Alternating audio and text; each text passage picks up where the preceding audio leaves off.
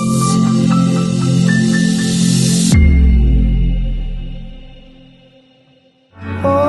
the promise and the oath you swore have been painted red over my door. Welcome to the Apocalyptic Gospel Podcast, where we explore the gospel that Jesus' earliest disciples heard and what the last several decades of historical studies have clarified about this first century Jewish message. Listeners, welcome back to the Apocalyptic Gospel Podcast. I'm Josh Hawkins, and as always, I'm here with Bill Schofield and John Harrigan. Hey guys, how's life in your world? Yep, it's good. Howdy ho. Yep, doing good. Great to be with you guys as always. Hey listeners, we want to continue to hear from you. Feel free to submit your questions like you've done in the past. We've received so many, and we definitely want to continue with some Q&A episodes this season. So if you have questions on what we've been saying and talking about, discussing here on our third season, then be sure to write them into us through the contact form on our website. We would love to add them to our list, and we definitely want to tackle more of your questions. So, feel free to write into us, apocalypticgospel.com.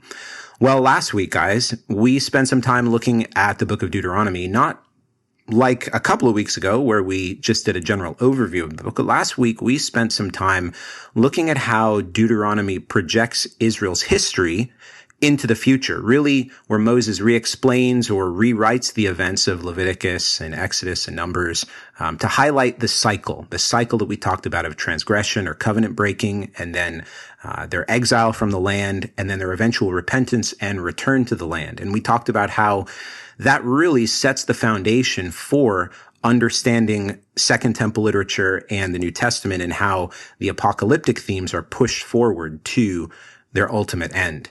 But today we want to continue our look at the Tanakh and begin to look at the books of Joshua and Judges. And these are really some interesting books, and I think our conversation today will be really, really helpful to you because of just how these books are understood by Second Temple literature and the New Testament. Yeah, I mean, Joshua is fairly straightforward as far as the campaigns and battles and taking the land.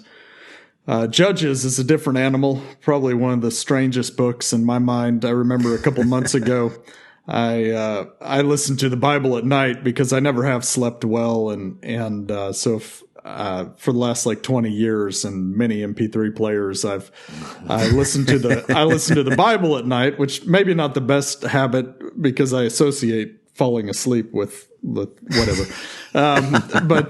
but so it plays throughout the night, and so I end up just listening. So I remember, a few months ago, I went through 2 weeks of playing Judges, and I just remember it was the strangest because I would just wake up throughout the night and hear the weirdest stories. Judges has the weirdest stories.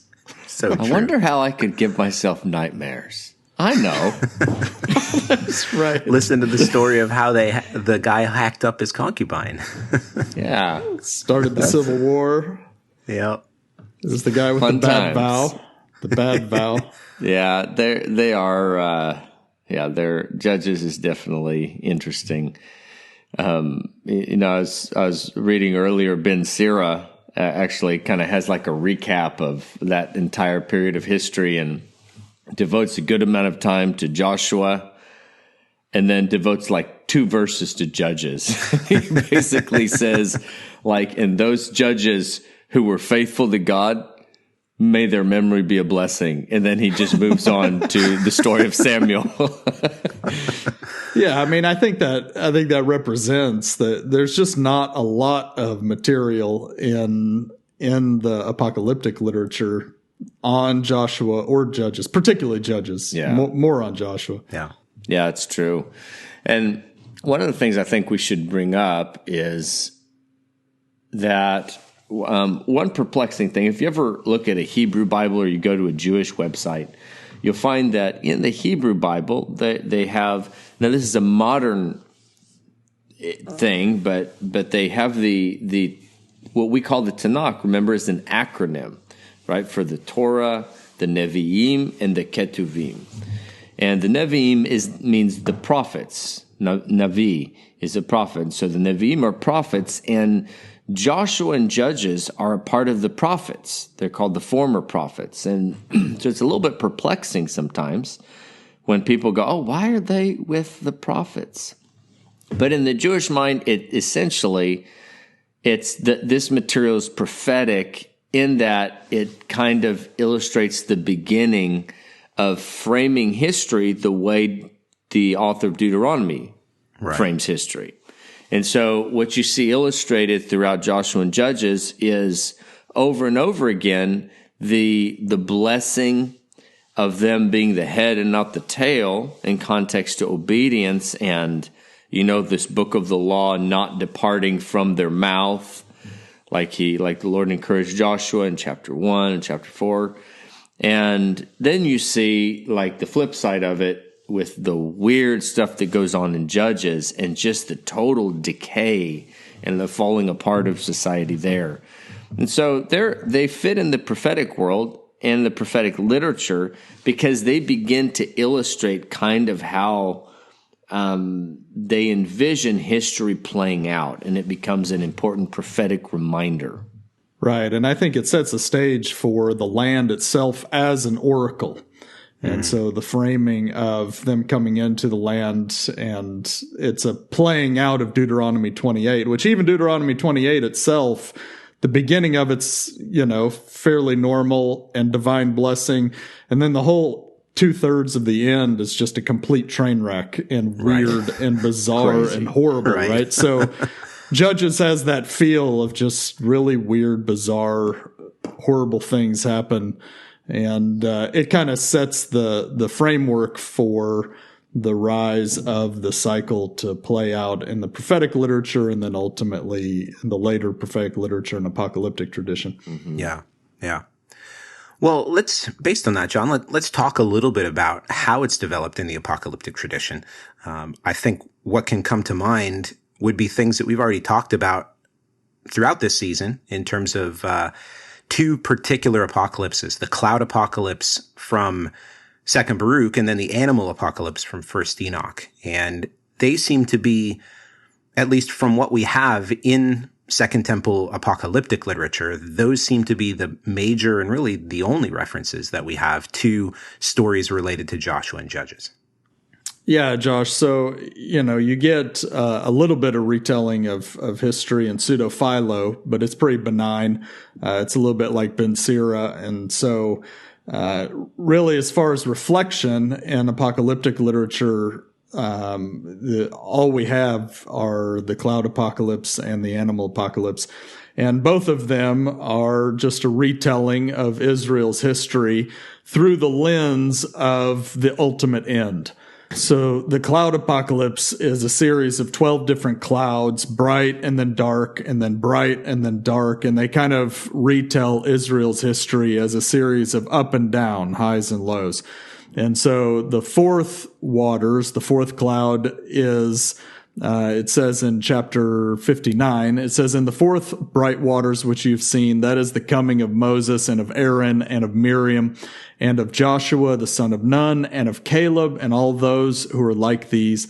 For at that time, the lamp of the eternal law, which exists forever and ever illuminated all those who sat in darkness, this lamp will announce to those all who believe the promise of their reward, and to those who deny the punishment of the fire which is kept for them. And then the rest of the chapter goes on to describe the things revealed to Moses, which is, the day of judgment, the resurrection of the dead, the age to come, the paradise to come, etc. So it takes Moses and Joshua and kind of extends it to the ultimate end. And then the next chapter, chapter 60, which is only 2 verses, it says, and the fifth black waters which you have seen poured out, those are the works which the Amorites have done, and the invocations of their incantations which they wrought, and the wickedness of their mysteries and the mingling of their pollutions. But even Israel was polluted with their sins in these days of the judges, although they saw many signs which were from him who created them. And then it goes on to the sixth water, waters is David and Solomon. And so it gives a pretty short synopsis of Judges in context to the glory that was revealed during Moses and Joshua. The animal apocalypse in First Enoch is kind of similar the same way, where it's just a summary of Israel's history, but it's not really projected as ups and downs. It's projected as different animals. And I won't go into the complexities of it, but during this period of Joshua and Judges, it's projected as Israel is our sheep that are led by the kind of the main sheep that they all look up to, which is Moses. And then Moses ends up dying. And so it picks up in chapter 89, verse 39. It says, "And I kept looking till they, the sheep, they quieted down from crying for that sheep." When Moses died, they were crying. And it says, "And they crossed the stream of water," meaning the Jordan, "and all of the sheep stopped. Those who were leading them made agreements with those whom they found, and they led them. And I kept seeing the sheep till they arrived at the very pleasant land, and a land beautiful and glorious. I saw those sheep being satiated, and that house was in their midst in the beautiful land by which their eyes became opened." So the tent of meeting was in the land under Joshua. They were in the land of milk and honey, satiated in the beautiful land. And then the next verse, 41, it says, "And when their eyes became dim-sighted."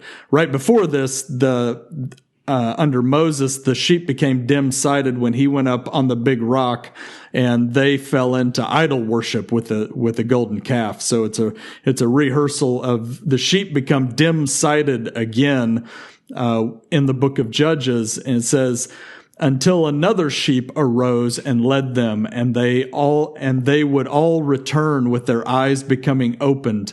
Now the dogs, foxes, and wild boars began to devour those sheep, till the Lord of the sheep raised up another sheep, one from among them, a ram that would lead them," which is a reference to Saul. But that ram ended up giving up his glory, so the Lord raised up another sheep that became a ram, which is David. So the amount of material devoted to Joshua and Judges is relatively small in Israel's history, but it's framed within the larger apocalyptic narrative pushed to its ultimate end.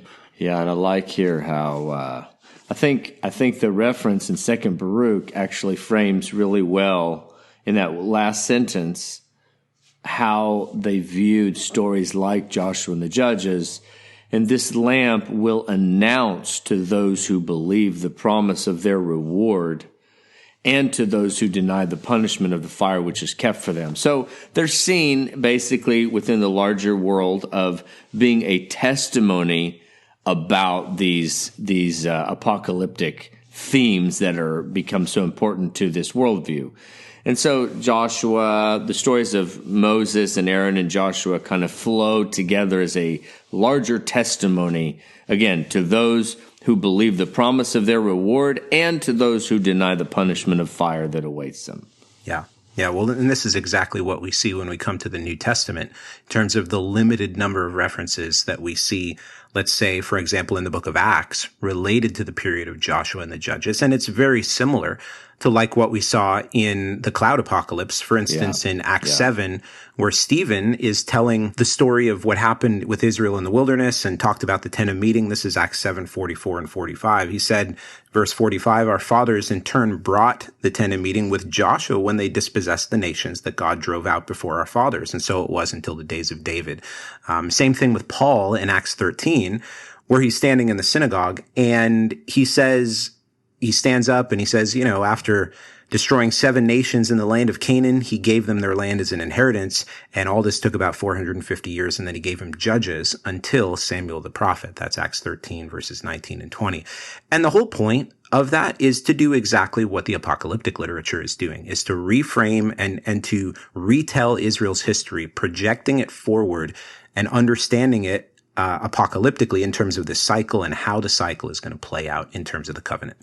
Yeah, and the reality is that it doesn't get mentioned much because there's just not a lot of material to work with. That's the blunt fact of it, is that there's not a lot there because it doesn't fit real well within the apocalyptic narrative. Yeah. Yeah, guys, it's good. Well, I think we really have to address maybe the elephant in the room here, because anytime we talk about the book of Joshua, there's always this big elephant in the middle of the room. It's like, okay, well, what do we do with this? And what is that elephant? Well, it's the divine sanctioning of warfare and the killing of God's enemies. That God says, well, I want you to go in and slaughter all of the people in this land. I want you to destroy them, completely destroy them, leave nothing left, et cetera, et cetera, et cetera. So the question would be, okay, well, when did God transition from wanting his enemies dead to having mercy on them? And I think this is the elephant that we want to spend some time addressing. Yeah, it's definitely an issue. Anybody in the missions world also knows that many times in tribal contexts, missionaries will not translate the Old Testament until some time has passed after the New Testament has been indoctrinated, because there's examples of tribal societies taking the Old Testament, particularly Joshua, and applying it directly, and it's spurring on, warfare and violence in a tribal kind of context. And so it's definitely an issue. Yeah, that makes sense. I may a time or two have heard citations from Joshua about everywhere you put the sole of your feet, taken out of context from time to time. Yeah, and I think definitely throughout church history, it's been applied in different ways, whether directly or indirectly in Christendom. So, Take the land. Take the land. Yep. And, I think what we really need to address about the subject is it's true that there's a lot of awkwardness involved with it. And even if it is a one-time divine sanctioning and not essentially how God is saying he is and the way he wants them to function, because that clearly isn't the place throughout the rest of the Tanakh, you still kind of have to address that season and kind of how to interpret it moving forward. And I think really that is one of the big contributions that the different apocalyptic writers had, is that they were basically, their contemporaries were wrestling with a lot of these thoughts.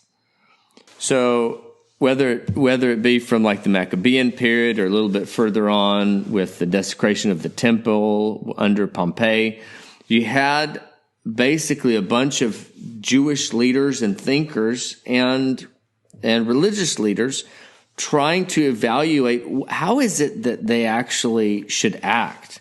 Not just pragmatically, but how should they act before God? And what honors God in the situation? And so as a tradition progresses, different themes of human sin and divine judgment, kind of how the framework from Deuteronomy that we talked about last week, and how all these things are working right there. And ultimately, they kind of get framed and pushed out into the future, like we've said so many times before.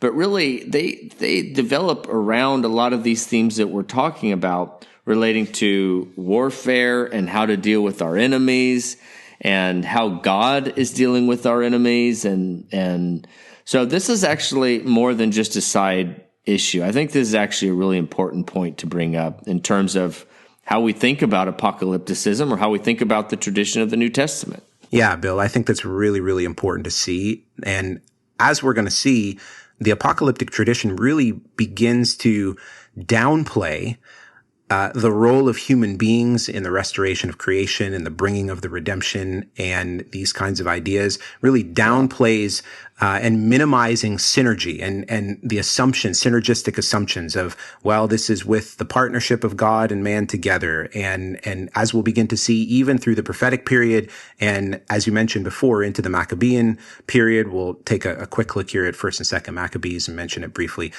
really downplaying the role of humans and causing the hand of God and that which alone God does to be seen and exalted and esteemed. We see this primarily throughout the apocalyptic tradition.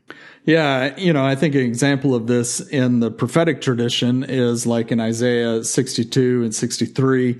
The end of Isaiah 62, behold, the Lord has proclaimed thee in the earth. Say to the daughter of Zion, behold, your salvation comes.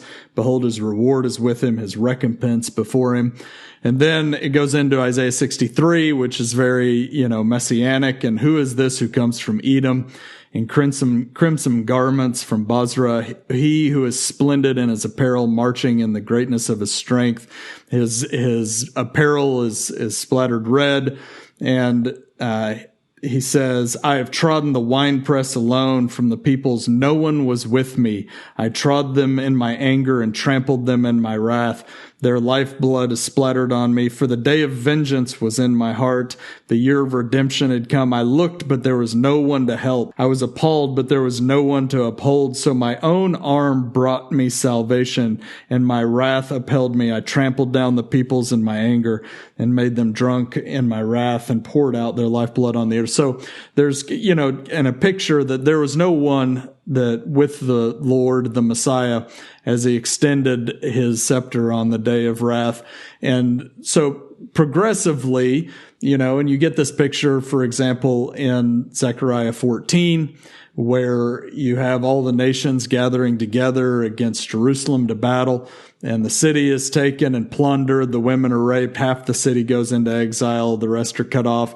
Then the Lord goes out and fights against those nations as he fights on the day of battle. And he comes with all of his holy ones. And it's a unique day without heat or cold, a day when the Lord is king over all the earth. And so you get kind of the pushing forward of things to their ultimate end. And in that apocalypticizing, human beings play a much smaller role, to the point of almost no role. There's no one to help, and God alone comes and radically reverses things suddenly.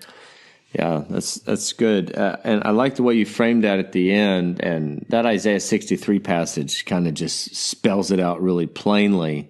And so when we talk about apocalyptic writing, so we're kind of talking about a made-up, genre, but it's helpful to categorize things in order to, we can frame the way that they're discussing the world and where things are headed. And so one of the categorizations that I heard, one of the distinctions I heard about the various movements that are taking place in Judaism at the time, years ago, I remember reading Paul Hansen in The Dawn of Apocalyptic, and he wrote that he the way he thought of it was that there was what he would call a view called prophetic eschatology and another one called apocalyptic eschatology.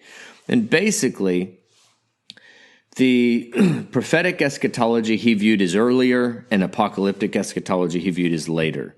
And the issue was the people who were, and the way he framed it, the people who were proponents of prophetic eschatology saw a lot of synergism still happening. They still envisioned Israel being really involved in their own redemption. And in reality, probably what it's talking about is those are more like historical prophecies, and the others really have a lot more to do with the eschaton. But the way he framed it is that kind of had a view that was a lot more optimistic about Israel's role, whereas the apocalyptic writers generally saw it just wasn't going to happen. Like right. God was going to bring the redemption alone, that every time men got involved, they just ruined everything and things just went worse. And so more and more what they developed what some scholars call a pessimist view of history, which is that God alone can bring redemption. Right? Every time men get involved, it's kind of like Ben Shapiro says about government. Every time government touches something, it turns it to crap. It's kind of like that's their view about all of humanity. Every time men get involved with trying to fix something, they turn it to crap. And so, right. And Hansen's not a believer, so he puts Daniel late, and he would put Daniel in with the prophetic. The apocalyptic literature, not the prophetic tradition. Right. And so like even like you mentioned Daniel, like Daniel 2 is another good example that we can put together with Isaiah 63. And like you remember the vision of the statue that Nebuchadnezzar had. You guys know the story where he calls all of his soothsayers in to try to give him the interpretation. And Daniel not only tells him the interpretation, but he tells him the dream, right? That kind of miraculous story. Well, when he gets to this part of the dream, up in Daniel 2, verse 44, he says, "And in the days of those kings, this is kind of the interpretation, the God of heaven will set up a kingdom that will never be destroyed, nor shall the kingdom be left to another people. It shall break in pieces all of these kingdoms and bring them to an end." So the reference to it won't be left to another people is because all these kingdoms kept getting taken over by other kingdoms, And so he's like, that dynamic will end. It will break in pieces all of these kingdoms and bring them to an end, and it will stand forever. Just as you saw a stone that was cut from a mountain by no human hand, and that it broke in pieces the iron, the bronze, the clay, the silver, and the gold, a great God has made known to the king what will happen in the future. In other words, it's not an invitation for Nebuchadnezzar to participate in anything. Like the apocalyptic revelation it's an opportunity for Nebuchadnezzar to fall on his face before the God who oversees history and is going to exalt Israel in the last day. And so that's kind of the conclusion, is that this kingdom is symbolized by a rock cut out of a mountain without human hands. And this is the whole point of the vision. And this is basically why, the Nebuchadnezzar responds the way he does, is because there's just no manipulating what's going to happen. It's completely this act that happens from the God of heaven. And so this really helps illustrate kind of the way the apocalyptic thinkers are looking at the future. Well, yeah, based on this, guys, a couple of other passages I'm thinking of, and this references even what we talked about a couple of weeks ago when we did our overview of the book of Deuteronomy. We talked about the Song of Moses. And in the Song of Moses, there's really a passage near the end of the Song of Moses that gets projected forward into a passage like Daniel 7, and then in Daniel 12 in particular. But this is Deuteronomy 32, the Song of Moses, verse 36. The Lord will vindicate his people and have compassion on his servants when he sees that their power is gone, right? And then this gets projected forward and taken and picked up by Daniel in Daniel 12, when the angel comes and he raises his right hand towards heaven and swore by him who lives forever and ever. This is Daniel 12, verse 7. That it would be for a time, times, and a half a time, and that when the shattering of the power of the holy people comes to an end, then all these things would be finished. And so the idea that human participation, that synergy in terms of Israel's role in combined with God in bringing redemption, even Deuteronomy is projecting this forward in the Song of Moses, and the prophets pick this up in that God alone brings redemption, right? And so what you're saying even here from Daniel 2, Bill, I mean, this is exactly what Daniel is trying to get at as well. But didn't you have a dream about this? Yeah, that was a while ago now. The details of the dream aren't completely clear, but what was left to me about the dream is that there was a voice in my dream that kept saying this phrase. This is so weird. This is like geek dreams when the Lord speaks to you about Greek grammar. But so I woke up and all I remembered in the dream was that I had heard a voice saying, Daniel 2, Daniel 7, and the kingdom from God. Daniel 2, Daniel 7, the kingdom from God. And I heard it like 3 times before I woke up. And then I woke up and I kept hearing the voice. And I was looking around, and obviously nobody's there saying this, but I'm awake. And so I'm looking around, making sure I'm awake, but I keep hearing the voice. And I was like, this is really weird. And so anyways, that said, I think combining, what you just read from Daniel 7 and what I had just read earlier in Daniel 2, I think the takeaway from the dream was essentially that the idea of the kingdom from God is that the Greek genitive, translated in the New Testament, the kingdom of God, doesn't necessarily imply like it's a possessive, like it's God's kingdom. Like the genitive can also be a genitive of source, which basically would say it's a kingdom from God. And so I woke up and I ended up emailing a couple, Greek seminary professors that I'd interacted with, and they were both like, yeah, actually, that could totally be the case. That's I didn't tell them where I got the idea, but especially since one of them teaches at John MacArthur Seminary. So anyways, it just kind of illustrated to me that at least the possibility, and I actually think it might actually be the case, that behind that phrase, the kingdom of God, because one of the things you need to do when studying the Gospels to understand it, in my opinion, was explain why Matthew uses the kingdom of heaven and why it's clearly a synonym. Like right in the parallels, kingdom of God and kingdom of heaven are not like two different things. They're parallels. They mean the same thing. And yet, if you grew up hearing, well, it's because he was sensitive to the Jews about using the name of God. But of course, he uses God, the word God, like 100 other times in the book. So it very likely is because, and I actually found somebody who wrote a dissertation on this, is that there was a tradition that developed from Daniel 2 where it uses the phrase, the God of heaven will establish a kingdom. And so the point is that it's both the kingdom from God and the kingdom from heaven that was probably being referenced with the phrase in probably Daniel 2 and parts of Daniel 7. So anyways, that's whatever the dream is worth. It just helped me a little bit back then. For sure. Yeah, and I think, the takeaway from that is that the kingdom of God is progressively viewed as something that is sourced from God. That human beings don't set up that kingdom. God alone sets up that kingdom, which is kind of in contrast to Joshua. And, exactly. What you get, like you said, Josh, in Daniel 7 and Daniel 12, you get this idea of martyrdom, which is the opposite of the book of Joshua. You get this idea of martyrdom that is played out and kind of highlighted and magnified in a way. And it's really, Daniel 7 and 12 initiates the martyrdom tradition in Second Temple Judaism. Yeah.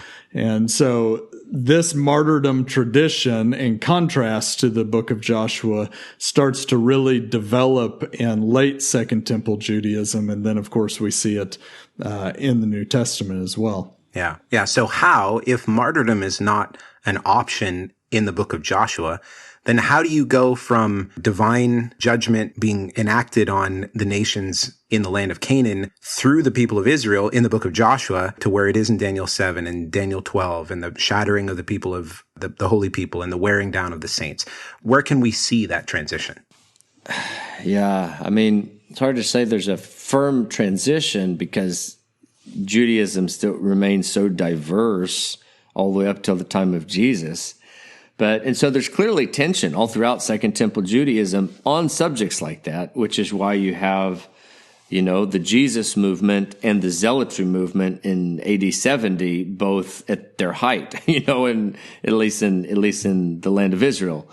Yeah. And so there's contrasting ideas. One of the things I think is interesting is how both of them, so like the Zealot movement essentially traces their origins back to the Maccabee story, right? Because of Maccabeus or Mattathias, I think his name is Mattathias Maccabees, who essentially starts the movement by telling everybody, all who are zealous for God and for the law, join me out in the wilderness to form this movement. And so that the zealot from the Zealotry movement actually comes from those who are zealous for the law, according to that phrase that he used.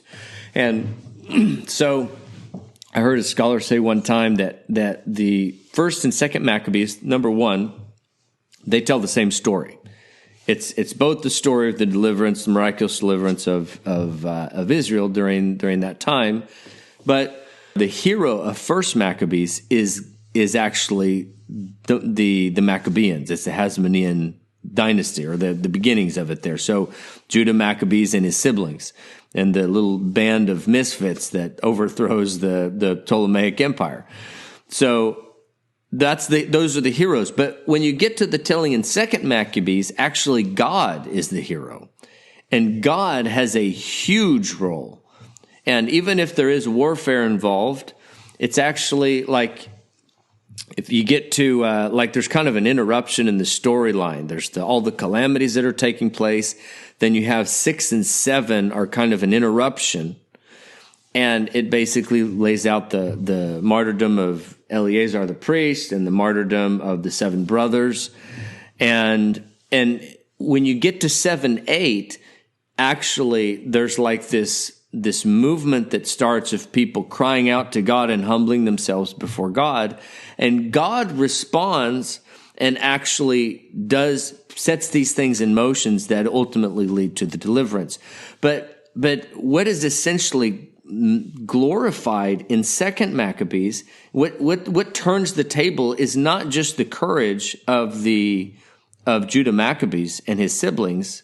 It's actually the noble death and martyrdom of these people who are willing to die to serve and honor God. Because the 7 brothers, if you ever read that, actually Eleazar as well, but when they die, they actually die in intercession to God, that he would count their blood as kind of filling up the judgments of Israel. And so they asked that their blood would be counted as an atonement for the nation, that their righteous blood, because they're dying to serve him and be loyal to him, that their blood would be counted as an atonement. And 4th Maccabees actually uses the word, that's translated in the New Testament, propitiation, that our blood would be counted as a propitiation so that God would turn his face. And so what's interesting is that here you do have like an interesting playing out of that tension, where the retelling in 2nd Maccabees actually sees God's favor towards martyrdom as turning the tide of the story. Yeah. Yeah, and I think, that same tension plays out in the life of Peter. And you see it in the New Testament, where you have this tension. What carries over from the book of Joshua is the command to be strong and courageous, right? I think you get that like 5 times. Yeah. That's the most repeated divine command in Joshua, be strong and courageous. But as the apocalyptic narrative begins to take shape in the late prophetic literature, being strong and courageous takes on a different form, and ultimately takes on the form of martyrdom rather than taking up arms. And you see this, like you're saying in Maccabees plays out, but it plays out in Peter also. He ultimately takes up arms at the end before the martyrdom of Jesus. And you see it play out like in Matthew 16, Luke 9, where Jesus says the Messiah is going to suffer and die. Peter says, "You're the Messiah, the Son of the living God." And then Jesus says, "Blessed are you, wasn't revealed to you by flesh and blood, but by the Spirit." And he says, "But the Son of Man is going to be killed." And then Peter takes him aside and says, "No, Lord, this will never happen." And Jesus says, "You're being strong and courageous, but under the inspiration of Satan, not under the inspiration of God." Right. Yeah. And he says, "If anyone comes after me, he must embrace martyrdom, take up his cross." The cross, of course, embodied in Jewish tradition, martyrdom from the Maccabean tradition, and then the century after the Maccabees and all that unfolds with the Roman occupation and the death of Jews in that context. And so Jesus presses the issue of being strong and courageous is in light of the ultimate and final revelation of the Son of Man coming with all of his holy ones, quoting Zechariah 14, and how you respond to that in denying yourself daily and setting your hope on the ultimate end and trusting God to vindicate his saints in the end. Yeah, that's it. Yeah, that's good. And it kind of climaxes in Peter with, as far as that ideology climaxes in the Garden of Gethsemane, right? With the drawing the sword or the dagger, and the those who live by the sword die by the sword. Correction by Jesus, but what's interesting is that a lot of times in Jesus' world, in the teachings of Jesus, we all know this, but we almost incurably import our own ideas and our own context and our contemporary conversations into Jesus. We're always looking for Jesus to be taking a stance on socialism versus capitalism, and we're always looking for Jesus to always have an opinion about all these issues.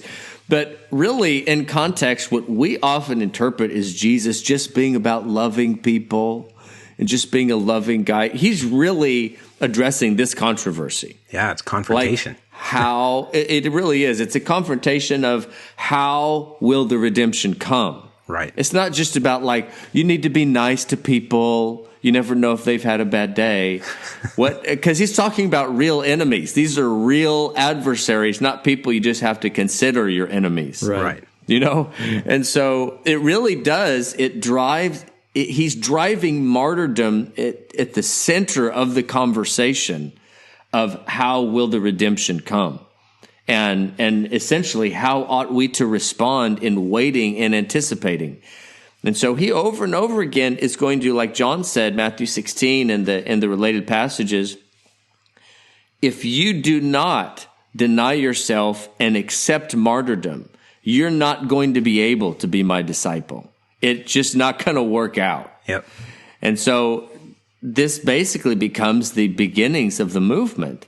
And so, and I think this not only starts with Jesus, but if you play it forward, honestly, in New Testament studies, everybody understands certain things according to contemporary conversations. But when you understand a lot of what's going on at the time and kind of Jesus correcting ideas of synergism and ideas that would ultimately lead to a full-fledged zealotry and the revolt in AD 70 and also 135, like these things get played out in Paul too, and Paul is repeatedly addressing these things. Like the whole conversation in Galatians, the only time Paul actually talks about who his adversaries are in Galatians is they are men who are trying to avoid suffering for the cross of Christ. Yeah. That's literally the only actual descriptor. Everything else we import to Galatians. Right.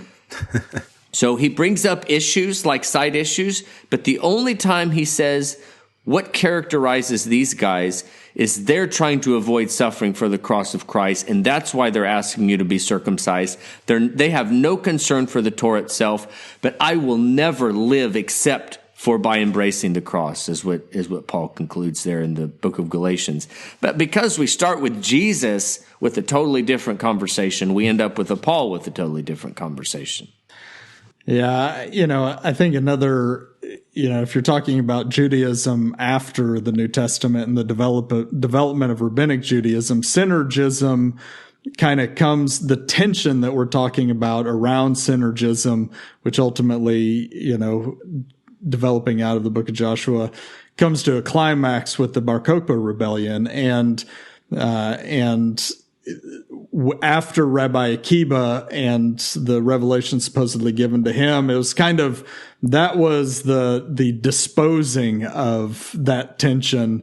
And early rabbinic Judaism, of course, chose the house of Hillel and much more the side of God and shunning the synergistic reality. And of course, that held true throughout rabbinic history, and Orthodox Judaism was always, opposed to Zionism until history pressed its thumb and, we're stuck with the Holocaust. And then you have this strange rebirth of the synergistic mentality with Messianic Zionism or the settler movement. All that's just a big mess and totally complicated and beyond our ability to explain or judge or talk about. But it is definitely, the dynamics that go into, Messianic Zionism takes Joshua as its normative kind of lead for what's happening in the settler movement. But as far as apocalyptic Judaism and apocalyptic interpretation of Joshua, it definitely downplays the synergistic reality. Yeah. Well, I mean, just think of the teachings of Jesus, right? Things that he says in the Sermon on the Mount. I mean, crazy stuff that seems so offensive even to the modern hearer, even to us. You know, if you're taking a court, well, yeah, give more than what you're sued for. Someone compels you to go 1 mile, go with them 2, right? Submit to, I think you said this the other day, Bill, in another conversation, submit to compulsory service in the context of government overreach. I mean, these are offensive things that Jesus says. And we were talking once about this academic who was arguing one time, basically saying that Jesus was, you know, out to lunch. He was in a room full of other academics and he was out to lunch in saying some of the things that he said, right? And, you know, he said something basically like, can you actually imagine anyone thinking when Jesus said these things that anyone would actually obey these things? Because you don't get a religion who takes over the world with the things that Jesus says, right? You get something that's always weak. And strangely enough, I think the academic kind of gets it. Right. Yeah. Even though it was a critique, but this is the whole point, right? This is the whole point. Yeah. And the particularly the sayings, like you're saying about turning the other cheek, and the martyrdom sayings kind of climaxing with the Olivet discourse in his ministry, and him saying, you know, how is the end of the age going to be ushered in? And Jesus says it's going to be ushered in with martyrdom, the martyrdom of the saints. It's not going to be ushered in with false prophets out in the wilderness or in the inner courts saying, here he is or there he is, gathering together a zealot movement that synergistically, you know, overthrows the enemies of God and ushers in the day of God, but rather it is ushered in by the Antichrist, by all the nations coming against you, by persecution, and this declaration of the coming kingdom, the judgment and the resurrection being made known to all the persecuting nations. So, you know, I think in that context, you know, Jesus kind of pushes things to their ultimate apocalyptic end in the Olivet Discourse, that it is God alone who ushers it in like lightning from the east to the west. And our role is to be strong, courageous, embrace martyrdom to the end. And those are the ones that will be saved and honored and glorified in the age to come. Yeah, John. And I think this is exactly what we see throughout the book of Revelation, particularly in a passage like Revelation 7. And maybe we could even say this is perhaps the ultimate lens of interpreting the book of Joshua.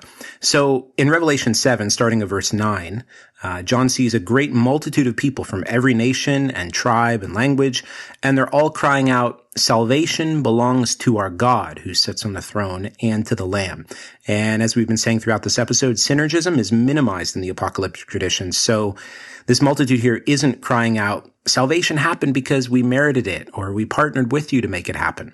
And so this continues in verse 13. Then one of the elders addressed me, saying, who are these clothed in white robes, and from where have they come? I said to him, sir, you know. And he said to me, these are the ones coming out of the great tribulation. They've washed their robes and made them white in the blood of the Lamb. And then that's verses 13 and 14. And it goes on to say that they're going to serve him day and night in his temple. They're no longer going to hunger or thirst, and God's going to wipe away every tear from their eyes. So, in other words, they're going to inherit the kingdom and the resurrection in the world to come. And of course, this comes right on the heels of Revelation chapter 5, verse 9, in the fifth seal. And that's where we see martyrdom at its height, where we see souls under the altar in heaven who had been slain for the word of God and for the witness that they had borne. And they were each given a white robe and told to rest until the number of their fellow servants and their brothers should be complete, who were to be killed as they themselves had been. And so the culmination of this age, as you said, John, is characterized by a people who embrace martyrdom to the end and then are saved and glorified in the age to come. Well, John and Bill, great to be with you guys again today. I think this is a really important episode where we work through some significant details on how Joshua and Judges are understood in Israel's story generally in a similar way as the prophets, and how the end of the age is going to play out and be characterized by global martyrdom and imitation of the Messiah himself in anticipation of the resurrection of the kingdom. And so, listeners, we hope this has been encouraging to you. And again, we would love to hear from you as we gather questions for our next Q&A episode and future ones as well. So write them to us in the contact form on our website, apocalypticgospel.com. And while we may not respond via email to every single question you receive, we're going to try to answer as many as we can on our dedicated Q&A episodes. Well, next week should be fun, guys, as we dive into 1st and 2nd Samuel. So listeners, we hope you join us again then. Until then, God bless and Maranatha. Maranatha. Maranatha. Thanks for listening to the Apocalyptic Gospel Podcast. For more, visit us on our website at apocalypticgospel.com and follow us on Twitter at Apocalyptic Gospel.